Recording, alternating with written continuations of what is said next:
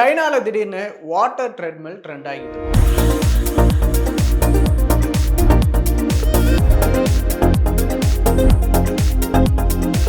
அதாவது இந்த water treadmill அப்படிங்கிறது என்ன அப்படின்னா தண்ணிக்குள்ள ஓடுற மாதிரியான ஒரு அமைப்பு தான். ஸோ யூஸ்வலாகவே வந்து பார்த்தோம் அப்படின்னா ட்ரெட்மில்ல நம்ம ஒரு நாளைக்கு ஒரு 30 நிமிஷம் ஓடணும் அப்படின்னா 200லேருந்து 250 கலோரி வரைக்கும் நம்மளால் குறைக்க முடியும்.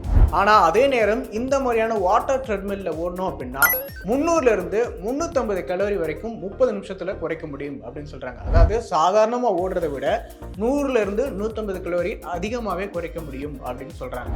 இதனால் இது வந்து பயங்கரமாக ட்ரெண்ட் ஆகிட்டு இருக்கு சைனாவுடைய ஒரு முக்கியமான ஒரு கண்டுபிடிப்பாகவும் இது பார்க்கப்படுது. சரி, இதை எப்படி வந்து ஃபங்க்ஷன் ஆகுது, இதை எப்படி ஓடுறது இதில் அப்படின்னு பார்த்தோன்னா ஒரு பாக்ஸ் மாதிரி ட்ரெட்மில் இருக்கும். அந்த ட்ரெட்மில்குள்ளே நீங்கள் போன பிறகு கண்ணாடி கதவும் மூடிடும். ஸோ அப்படி மூடின பிறகு நீங்கள் ட்ரெட்மில்ல ஆன் பண்ணீங்க அப்படின்னா உங்கள் மார்பளவுக்கு வந்து தண்ணி நிறைஞ்சிரும். இதற்கு பிறகு நீங்கள் வழக்கமாக ட்ரெட்மில்ல எப்படி ஓடுவீங்களோ அதே போல் ஓட ஆரம்பிக்கலாம். ஆனால் இதில் பார்த்தோம் அப்படின்னா இப்படி ஒர்க் அவுட் பண்ணுறது நிறைய பேர் வந்து ஏற்றுக்கிறது இல்லை. நிறைய டாக்டர்கள் இது சரியில்லை அப்படின்னு சொல்கிறாங்க. ஆனால் சைனாவை சேர்ந்த நிறைய டாக்டர்கள் இது கண்டிப்பாக ஒரு நல்ல கண்டுபிடிப்பாக தான் இருக்குது, இது உடலுடைய ஆரோக்கியத்திற்கு பயங்கரமாக ஒர்க் அவுட் ஆகும் அப்படின்னு வந்து சொல்கிறாங்க. அதாவது நீங்கள் வழக்கமாக ட்ரெட்மில்ல ஓடும்போது உங்களுடைய கால் பகுதி, தொடை பகுதி நல்லாவே வந்து ஃபுல்லாக ஆக்டிவேட் ஆகும். அதனால் வந்து அந்த பகுதிகள்லாம் வந்து வலுவடையும் அப்படின்னு சொல்கிறாங்க.